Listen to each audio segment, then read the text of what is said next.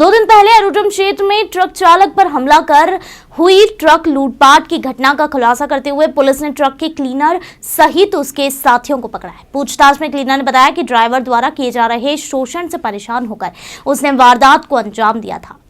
घटना एरोड्रम थाना क्षेत्र के हिंकारगिरी के पास की है। ये टायर से भरे कंटेनर को रोककर अज्ञात बदमाशों ने ट्रक में चढ़कर ड्राइवर पर चाकू से जानलेवा हमला कर दिया। जब ड्राइवर अपनी जान बचाकर भागा तो बदमाश ट्रक लेकर फरार हो गए। ट्रक में करीब 90 लाख का सामान था। वारदात के बाद ट्रक चालक शिवशंकर ने उसकी शिकायत एरोड्रम पुलिस को की थी, जिसके बाद पुलिस ने ट्रक को चंदन नगर क्षेत्र से बरामद किया था। मामले में पुलिस ने खुलासा करते हुए ट्रक के क्लीनर को ही पकड़ा है, जिसने अपने साथियों के साथ मिलकर वारदात को अंजाम दिया था। क्लीनर मूलतः नेपाल का रहने वाला है और ड्राइवर द्वारा किए जा रहे शोषण से परेशान होकर उसने वारदात को अंजाम दिया था। पुलिस ने महज कुछ ही घंटों में पूरी वारदात का खुलासा करते हुए सभी आरोपियों को हिरासत में ले लिया। अगर बदमाश नेपाल भाग जाते तो पुलिस के लिए इन्हें पकड़ना मुश्किल भरा हो सकता था। चाकू से हमला कर ट्रक ले जाने की बात सामने आई। इस पूरे मामले में पुलिस ने बीते 24 घंटे में पूरे मामले का पर्दाफाश किया। क्या है पूरा? कल दिनांक 8 मार्च 2022 की रात करीब 2 बजे की बात है। रात में एक ट्रक है जो नागालैंड पासिंग है NL01 9213। ये केरल से टायर लेकर और एयरपोर्ट के पास में लुनावत वेयर हाउस है, वहाँ पर लेके आ रहे थे। तो हिंकारगिरी के पास में ट्रक ड्राइवर को ट्रक ड्राइवर ने रिपोर्ट करी कि उसे किसी अज्ञात मोटरसाइकिल सवार 3 व्यक्तियों ने चाकू से हमला कर उसे ट्रक छीनकर और टायर सहित लेकर भाग गए हैं। ड्राइवर शिवशंकर राणा की रिपोर्ट पर थाना एरोड्रम में धारा 394 भारतीय दंड विधान के तहत अज्ञात आरोपी के विरुद्ध में प्रकरण दर्ज किया गया था। विवेचना के दौरान जब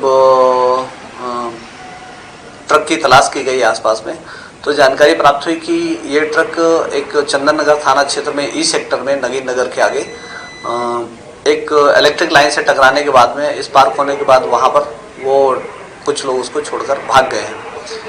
ट्रक को लावारिस हालत में वहाँ से जब्त किया गया था।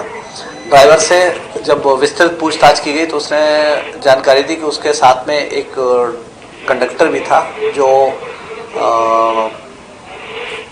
पीथमपुर में ढाबे में उतर गया था कि उसका घर वहीं पास में है और वो आ जाएगा। इस बात की तस्दीक की गई और पूछताछ की गई तो पता चला कि जो उसके साथ कंडक्टर था वास्तव में वो नेपाल का रहने वाला सूरज धामी करके था, जो साथ में ही उसके गाड़ी में था घटना के समय, और उसी के द्वारा उसके ड्राइवर के ऊपर चाकू से हमला किया गया था। जब ड्राइवर चूँकि जहाँ पर ये गाड़ी मिली थी वहीं पर ये जो आरोपी था सूरज धामी, वो वहीं पर घूमता फिरता हुआ देखे जाने की सूचना मिली थी, जिसको पकड़कर रक्षा में लेकर थाने पर लाकर पूछताछ की गई। तो उसके द्वारा बताया गया कि पिछले 2.5 महीने से यह ड्राइवर शिवशंकर के साथ में ट्रक पर चल रहा है और इस दौरान न तो उसके द्वारा उसका पेमेंट दिया गया है और साथ ही साथ में रहने के दौरान ट्रक में सोने के दौरान कुछ उसके साथ ड्राइवर द्वारा अनैतिक कृत्य भी किया जाता रहा, जिसके कारण वो परेशान था और बदला लेने की नियत से, उसे जान से मारने की नियत से उसके द्वारा चाकू से हमला किया गया।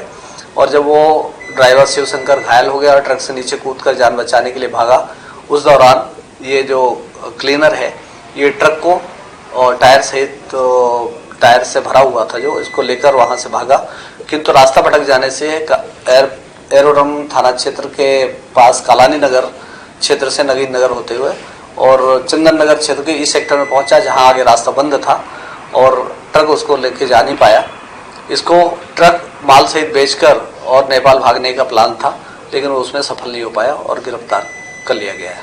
चंद ही घंटों में इस पूरे मामले में पुलिस ने जो है पर्दाफाश किया है और ऐसे में ये जो आरोपी है इसकी गिरफ्तारी की गई। अगर नेपाल भाग गया यदि ये सही है कि 24 घंटे के अंदर ही आरोपी को अभिरक्षा में ले लिया गया था और गिरफ्तारी भी कर ली गई है।